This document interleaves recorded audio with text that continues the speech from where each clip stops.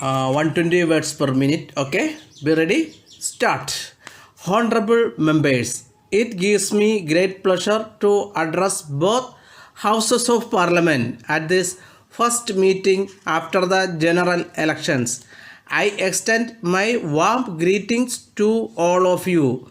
The general elections, which have concluded recently, have shown to the world the success of the democratic system of government adopted in the country since independence. At this important stage in the history of the country as well as the history of the world, our first task should be to give a clean and efficient administration. Another important matter to which I would like to draw your attention is electoral reforms. We have been talking about this subject from time to time, but no government has taken any major step to bring about suitable amendments to the election laws during the last few years. The object of such a law will be to get rid of money power and to bring in accountability in the case of political parties so that the elections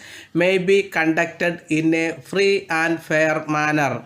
The new government will take necessary steps in this direction in consultation with all political parties. On this occasion, it would be proper for me to point out that the government will always try to maintain the labor and independence of the judiciary. I would assure you on behalf of the government that all efforts will be made to reduce the pendency of cases in the courts throughout the country by filling up the vacancies and by proper use of modern technology. Regarding the question of center-state relationship, the government will take into consideration all the studies and reports made in this respect and in consultation with the state governments take necessary steps in order to settle all disputes between the states in matters of common interest. We are happy to note that the economic reforms of the past 5 years have achieved some amount of success. However, as you are aware, the speed with which we are moving is not much when compared with our requirements. This government would give personal attention to this matter and speed up the reforms while maintaining the basic framework of a sound economic policy. The economic development of a country in any part of the world can be maintained at a steady rate only if the external loans of the government are limited to the minimum. As far as this matter is concerned, I do hope that you will be aware that the existing borrowings of our country are now very high. In this connection, attention will also be paid to the aspect of expenditure by the government, which is increasing day by day.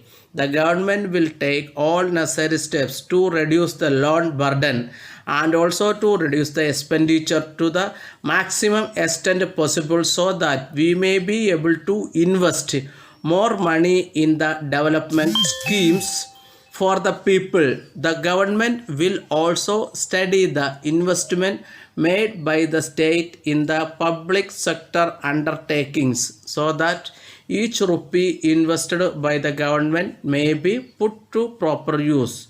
On this occasion, I would like to inform both the houses that the government are going to bring about reforms in the corporate sector. Also, suitable change will therefore be made in the company law and land ceiling laws to ensure full use of our resources so that our industry may be able to meet the competition from other parts of the world. At this important time, this house will have the great honor of taking this country to the next century. Thank you. Letter from Gopal and Company Limited, Salem to Messrs. Bhaskar and Sons Limited, Chennai. Dear sirs, this is with reference to your kind inquiry about the latest price list and catalogue of our products. You may be aware of the increase in the transport charges and the increase in the cost of the raw materials. Since we are dealing in glass articles, we will have to face the risk of damage during transport. We are very sorry to inform you that our factory remained closed for 2 months last year, and this has resulted in the decrease in turnover compared to the previous year.